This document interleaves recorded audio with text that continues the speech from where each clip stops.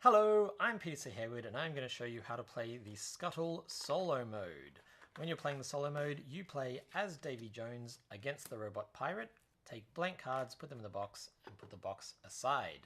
At the start of the game, you will deal yourself 4 cards. I'm going to play with a face-up hand here. The rules for the solo mode are on this spread here.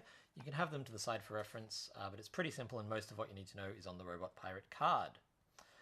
When you are playing the solo mode, the robot pirate has a little display of 3 cards. 1, 2, and 3. Each turn they're going to play the rightmost card of the display for its ability, then play the top card of the deck as a treasure, and then refill the display from the left, so everything will shuffle over. The robot pirate will always end with 3 cards in its display,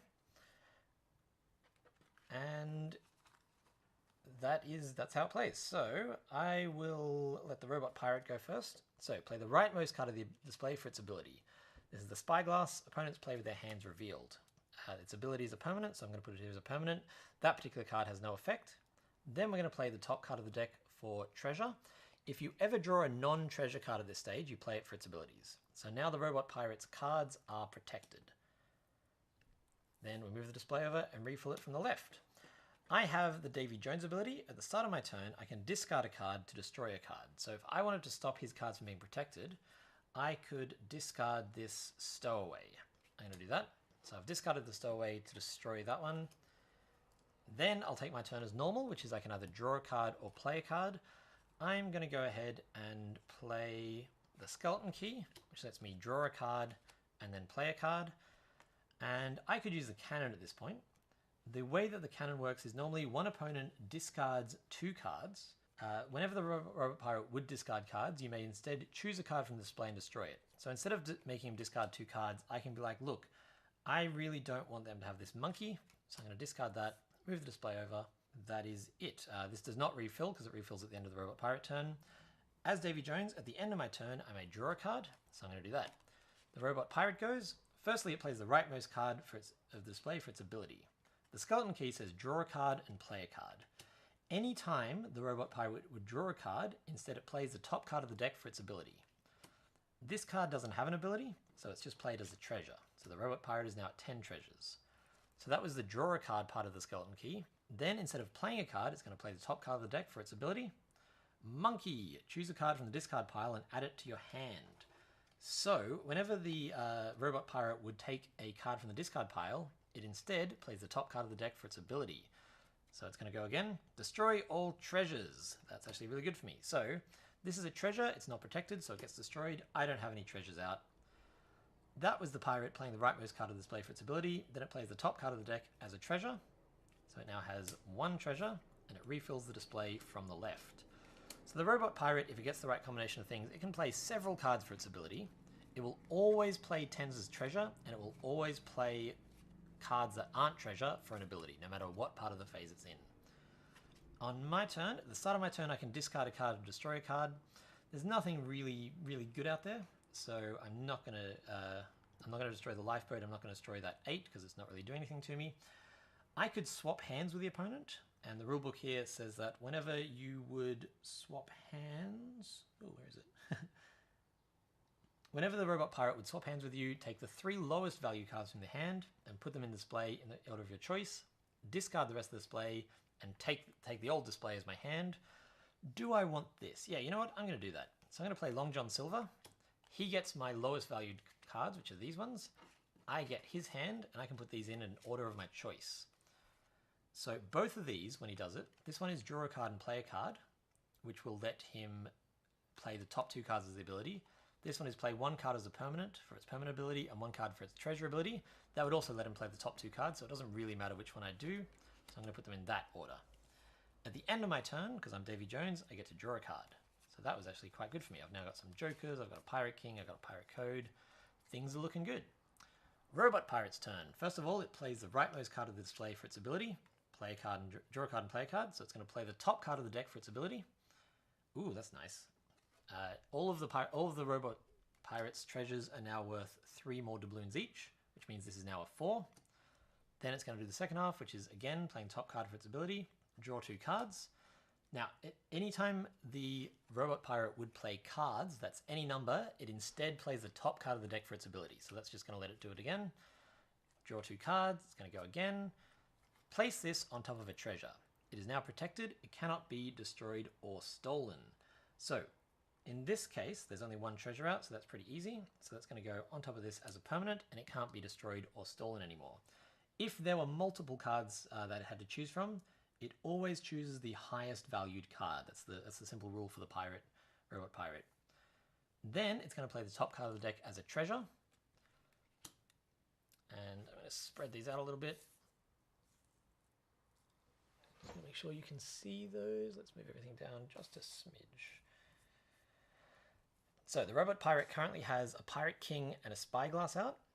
It has this protected 1 and this 8, both of which are worth 3 more because of the pirate king. So it's currently on 4 plus 11, which is 15 points. So it's actually 4 plus 11, yep, 15 points. So it's doing pretty well. That was the last card in this display, and it will refill from the left. Now, at the start of my turn, I can discard a card to destroy a card. I actually don't want to do that. Actually, I'm going to destroy that pirate king. So I'm going to sacrifice my pirate king to destroy that pirate king. So now the robot pirate only has 1 plus 8, which is 9 treasure out. I'm going to play a jack, steal a treasure, and move it in front of you. And I now have 8 treasure. Because I'm playing Davy Jones, at the end of my turn, I draw a card. This is a pretty nice hand. I think I might win this one. Let's have a look. So, the robot pirate, first thing it does is play the rightmost card for its ability, which is play 1 card for its permanent ability and 1 card for its treasure ability. As we did earlier, this means it plays the top card for its ability. Ooh, another king. And then the top card for its ability, a 6, destroy all permanents. So that's actually really good for me because now I suffered nothing and they lost a bunch of cards. The next thing it does in its turn is play the top card of the deck as treasure. So it's at 7 treasure, and then refill the display from the left. That jack's going to be pretty nasty if I let it get to me because it will steal my highest valued treasure and I don't have any protected at the moment. However, I'm going to play this 10 as treasure. Oh, that's it. I thought I could do 2 things. I cannot. I could discard a card and destroy a card. There's nothing out there I really want to destroy right now, so that's going to be my whole turn. And at the end of my turn, because I'm Davy Jones, I draw a card. Robot Pirate's turn. Play the rightmost card of the display for its ability. That's another spyglass. I have to play with my hand exposed. Whoop-de-doo. Play the top card of the deck as a treasure. Now, because this is not a treasure, it has to be done for its ability. Everyone discards all odd-numbered cards and destroys all even-numbered cards. No! So all even-numbered cards get destroyed. This is being played as a permanent, but it is still an even-numbered card. It's not an even-numbered treasure at the moment, but it is an even-numbered card, so that will get destroyed. And then I discard from my hand all odd-numbered cards. Damn you! I should have seen that one coming, because... oh no, I couldn't. It was on top of the deck. So that was the Robot Pirate's turn. It refills the display from the left. My turn. I could destroy that lifeboat. I don't want to. I'm just going to protect my treasures so that when a card comes out like that next time, I'm not wrecked. And at the end of my turn, I draw a card. The Robot Pirate. One opponent discards 2 cards. That's me. I got to start looking at these. I'm commentating while I'm playing, so I'm not playing as well as I could be. And then play the top card of the deck as a treasure. So the Robot Pirate is on 4 treasure. Refill the display from the left. That's the idea. I'm going to finish out the game because I want to see if I beat the Robot Pirate. But that's the base mechanics. Every turn, it just does these things in order, and then I have my turn back and forth until one of us gets to 21 doubloons. My turn. I have no hand, so at the start of my turn, I can discard a card. Obviously can't. As my action, I'm going to draw a card, and then at the end of my turn, I'm going to draw another card. Ooh, I've got all the 1s, and this Jolly Roger is pretty nice. So I'm going to play that next turn. Okay, Robot Pirate. Play the rightmost card of the display for its ability. Steal a treasure. I have no treasures, so that does nothing. Then play the top card as a treasure. It is now on 6 treasure, and I refill the display. On my turn, I could destroy one of these. I'm not too concerned. I'm going to make this Jolly Roger instead. So I have 2 permanents out now. The first mate, which is protecting my currently non-existent treasure, and the Jolly Roger. Jolly Roger is at the end of your turn, draw a card. If it's a treasure, return it to the top of the deck. So I have 2 end of turn actions, which I can just do in whatever order I like. So I'm going to, at the end of my turn, draw a card. And then at the end of my turn, draw a card. If it's a treasure, return it. It's not, So I've got quite a nice little hand here. The Robot Pirate goes, draw 5 cards, add 1 to your hand and put the others back in any order. Now, anytime the Robot Pirate would draw cards, it instead plays the top card for its ability.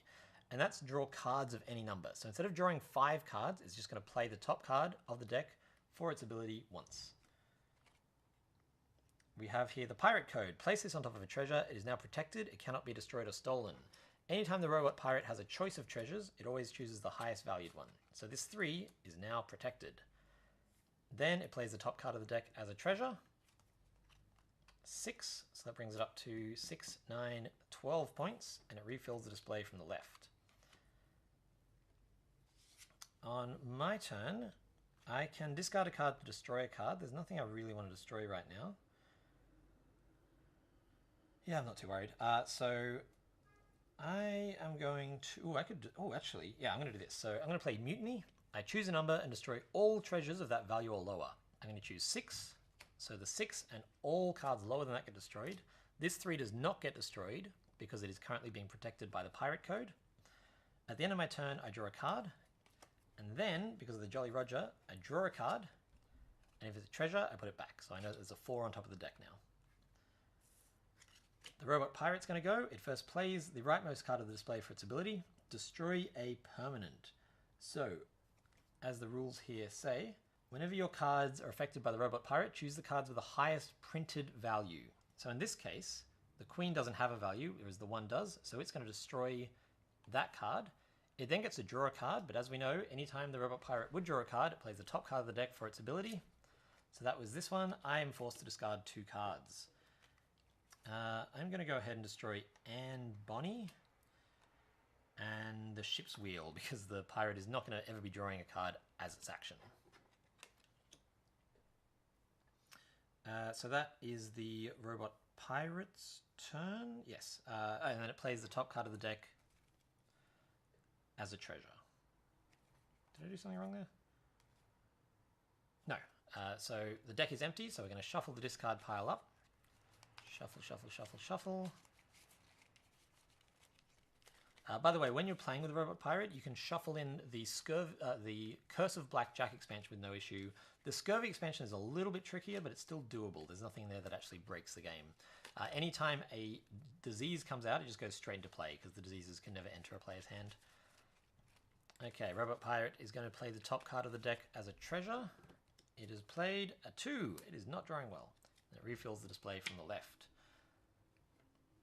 Okay, my turn. I can discard this to destroy a card because of my Davy Jones ability. I'm not going to. I'm just going to draw a card as my action and then draw a card at the end of my turn. The Robot Pirate plays this for its ability. Draw 2 cards, which just means it plays the top card for its ability. Draw 2 cards, play the top card for its ability. Lifeboat as a permanent. So the Lifeboat is you may destroy this card instead of destroying or discarding other cards. And the rules here say the Robot Pirate will always sacrifice the Lifeboat to prevent card destruction. The next time I would destroy any cards or anything from the display, the Robot Pirate is instead going to sacrifice this Lifeboat. Robot Pirate then plays the top card of the deck as a treasure. It's another 2. And then refills the display from the left. On my turn. Ooh, I've got some nice stuff going on here. Now, I could play this cannon if I was like, I really don't want him to have that 10, and that would prevent him from being able to play it. But I'm going to go ahead and hope that I'll be able to steal it pretty soon. So I'm going to let that treasure go out, and then hopefully I'll be able to steal it on my next turn.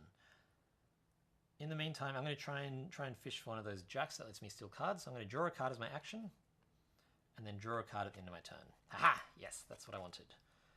The Robot Pirate is then going to play the rightmost card for its ability. This card has no ability, so it goes just straight into play.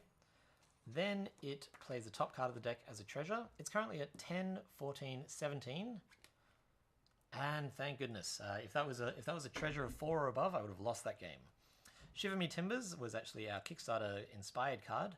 Everyone discards all odd-numbered cards, which I have 1 of, and destroys all even-numbered cards, which means that that 10 is gone. No, I wanted it. Then the Robot Pirate refills the display from the left.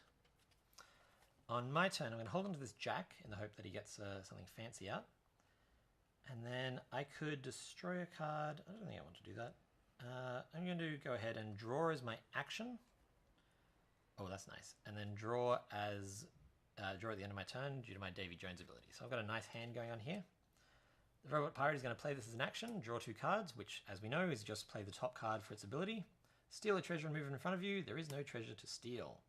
Then it's going to play the top card of the deck as a treasure, and I'm hoping it's a juicy one. King. So that means that all the Robot Pirate's treasures are worth 3 more doubloons each. So currently he has 6 doubloons out with just that 1 card, which I can't steal because it's protected. Start of my turn, I could destroy that Pirate King, although it would actually destroy the lifeboat, because anytime anything gets destroyed, the Robot Pirate sacrifices the lifeboat instead. I'm not going to. Instead, I'm going to try and build up some treasure. So I'm going to play this 4 as a treasure, and it's protected because of my first mate. End of my turn, I'm going to draw a card. Ooh, that's nice. I'm very happy with that turn. I should have refilled the pirate display, it doesn't really matter. Pirate code, place this on top of a treasure, it's now protected. This card is now double protected. This is the most protected card in the game. Then it plays the top card as a treasure. Now this one can't be played as a treasure, it's just play 1 card as something and 1 card as something else. So it's going to play the top card of the deck for its ability, destroy all permanents. Oh no! So I have to destroy my first mate. Instead of destroying his permanents, the Robot Pirate sacrifices the lifeboat. Then at the end of the Robot Pirate's turn, it plays the top card of the deck as a treasure. Very nice.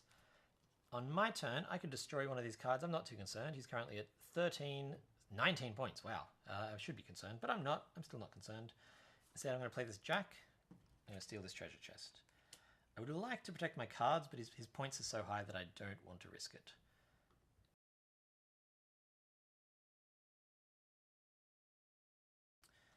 At the start, sorry, that was the Robot Pirate's turn. Yes, it refills the display from the left, and then it's my turn. I could nerf that card so it's not worth anything with my stowaway. I could protect my treasures. Protecting my treasures is probably a pretty good idea right now. I hope I didn't take 2 turns in a row. I got distracted. I guess we'll find out. If you're watching this to learn the game, don't take 2 turns in a row. That is not part of the game.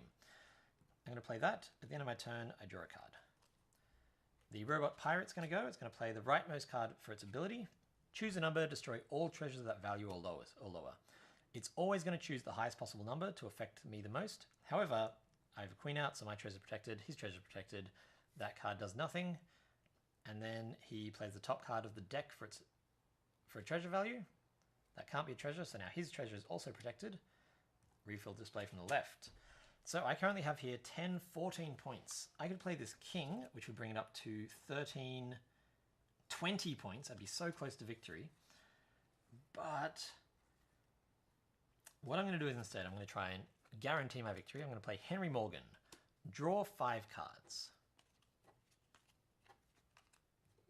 Add 1 to your hand and put the others back in any order. So now I can control exactly what happens on the Robot Pirate's next turn. So I know he's going to play this Jack to try and steal a treasure. He won't be able to. Then he's going to play the top card of the deck as a treasure. If I can make this benefit me, then that would obviously be great. He's just going to play whatever it is. So I'm going to leave this 3 on top. I'm going to take one of these 8s into my hand, and I think that should guarantee me the win. The Robot Pirate turns. The Robot Pirate has its turn. It tries to steal a treasure. It can't. There's nothing to steal. It plays the top card of the deck for its treasure value. Surprise, surprise. It's a 3, and it refills the display from the left. And then on my turn, I play this card, bringing me up to 22 points, and I win. That is the solo mode. I hope you like it. It was co-designed by Christopher Bedell, who I didn't put in the rulebook by accident, but Christopher Bedell, the designer of Sentinels of the Multiverse, Sentinel Tactics, the deck building game, and many other fine games. I could grab them off my shelf and show them off, but I'll trust that you know how to Google stuff. Did actually co-design the solo mode. I hope that this has answered any questions you have about it and shown you how tricky and complex and cool it can be. Some people find the Robot Pirate quite easy to defeat. I find it to be variable. Like there were a few turns there where it was the top card of the deck would have made it or lost it for me. If you want to increase the difficulty, and this is not in the rulebook, this is just an added one, then you can have them play at the end of their turn the top card of the deck as an ability, and then the next card as a treasure, and that amps up the difficulty a little bit. You can also have it play anything over a 5 as a treasure, no matter whether it's from here or the deck, and anything below 5 for its ability. That will make it quite a bit tougher as well. These are, I was going to say unofficial variants, but I'm the guy who made the game, so I guess they're semi-official variants that just don't happen to be in the rulebook. If you have any questions, please let us know on Board Game Geek or by contacting contact@jellybean-games.com, and we will be more than happy to answer them for you. Thank you for watching.